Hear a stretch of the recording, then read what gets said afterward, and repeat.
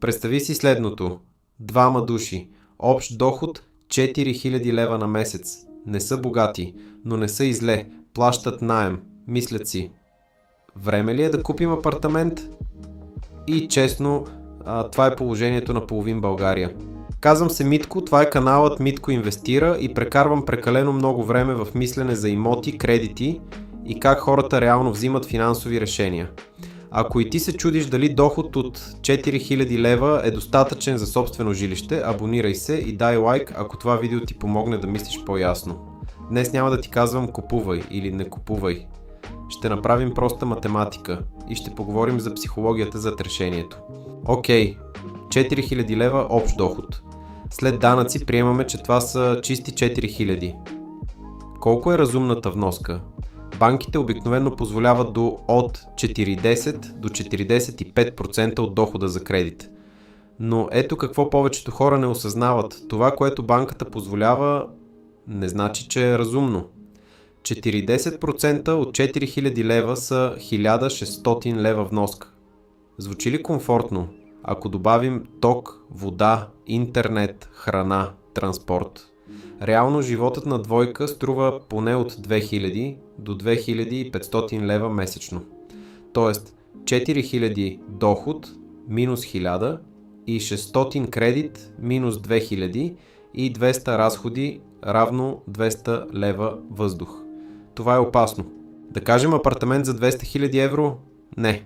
Нека сме реалисти. В голям град 150 000 евро. 20% самоучастие равно 30 000 евро. Имат ли ги? Ако нямат, играта свършва тук. Ако имат 60 000 лева спестени, това покрива самоучастието.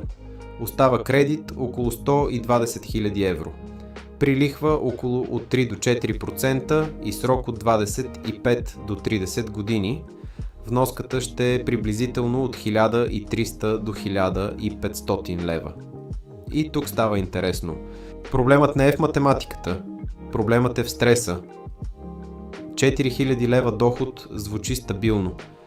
Но какво става, ако един остане без работа, дойде дете, лихвите се качат?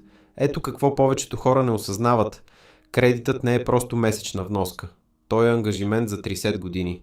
И когато поемеш такъв ангажимент с 40% от дохода си, ти ставаш по-малко гъвкав. Сега може би си мислиш, добре, тогава да си стоим под наем. Да направим сравнение. Ако наемът е от 900 до 1000 лева, разликата до 1500 лева вноска е 500 лева месечно. 500 лева инвестирани 10 години при от 7 до 8% доходност стават над 80 000 лева. Това е силата на времето. Могат ли да си позволят имот? Математически, да. Комфортно зависи. Ако имат 6 месеца спешен фонд, стабилни професии, перспектива за растеж на дохода. Тогава рискът е по-малък. Ако живеят от заплата до заплата, тогава това е хазарт, не инвестиция. Двойка с 4000 лева доход може да си позволи имот, но не всеки имот.